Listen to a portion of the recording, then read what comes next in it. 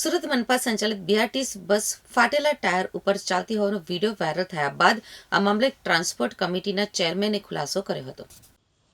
Blue BRTS bus ફાટેલા tyre ઉપર ચાલતી જોવા મળતા જાગૃત નાગરિકે વિડીયો બનાવી વાયરલ કર્યો હતો. બ્લુ બીઆરટીએસ બસના ચાલકને પૂછતા જણાવ્યું હતું કે મોટાભાગની બસમાં આવા એકાદ ટાયરની હાલત હોય છે. બસનો કોઈપણ જાતનું મેન્ટેનન્સ ન કરાવવામાં આવતો હોવાનો પણ આરોપ કરાયો છે. ત્યારે કોઈ મોટી દુર્ઘટના સર્જાય તો જવાબદાર કોણ? તેવા સવાલો પણ ઊભા થયા છે. તો સુરત મહાનગરપાલિકા બીઆરટીએસ બસના ઇજારદાર વિરુદ્ધ કાર્યવાહી કરશે કે પછી સમગ્ર બાબતને લઈને ભીનું સંકેલાશે?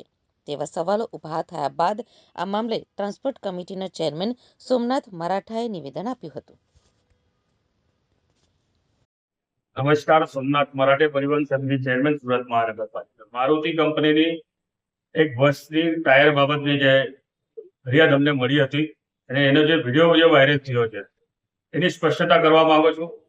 ડ્રાઈવરના કહેવા પ્રમાણે જે એક ટાયર પર ગાડી જે ફરી રહી છે એ બાબત એક ખૂબ ગંભીર છે, પરંતુ ડ્રાઈવર ગમે તે જવાબ આપીને છૂટો થઈ ગયો છે. પરંતુ પછી અમે ડ્રાઈવરને તપાસ કરતા ડ્રાઈવર કહે છે બંને ટાયર વચ્ચે પથ્થર આવી ગયો અને પથ્થર આવવાના કારણે એક ટાયર ફાટી ગયો, એક ટાયર અમે ખોલાવી લીધું. પરંતુ ત્યાંથી અમે બસ ડેપો સુધી લઈ જવા માટે નીકળ્યા ત્યારે 20-25 પેસેન્જર જે બસમાં બેઠા હતા જે અન્ય બસમાં જવા માટે તૈયાર નહીં થયા અને ભાઈ અમે આગળ સ્ટોપ પર ઉતરીશું.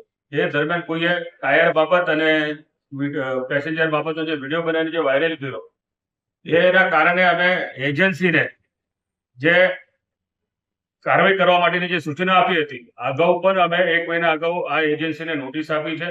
નોટિસનો આધારે જે 75 બસેસમાંથી 15-20 બસેસનો જે મેન્ટેનન્સ બાબતે જે અમને ફરિયાદ મળી છે એ એવી બસેસ હવે રસ્તા પર નીકળશે નહીં એવી અમને સૂચના પણ આપી હતી. પરંતુ આ બસના સંચાલકે અમારી પાસે 28 ફેબ્રુઆરી સુધીની મુદત માંગી હતી. આજે આપણી પાસે અન્ય બસની શોર્ટેજ હોવાના કારણે આપણે આ બસ ચલાવવા માટે થોડા મજબૂર બનશે. પરંતુ કોઈ ઘટના નહીં બને, કોઈ ઘટના બનશે તો એની મારે તો ટ્રાવેલ્સ કંપની જવાબદાર હશે. તો આવી સૂચના પણ અમે આપી છે અને કદાચ આવી કોઈ પણ હવે આ લોકોની બેદરકારી દેખાશે તો એમની ઉપર પેનલ્ટી તો થશે જ નહીં. અગર કોઈ ઘટના બનશે તો તમામ બસ અમે એમની સસ્પેન્ડ કરી દઈશું, એવી અમે સૂચના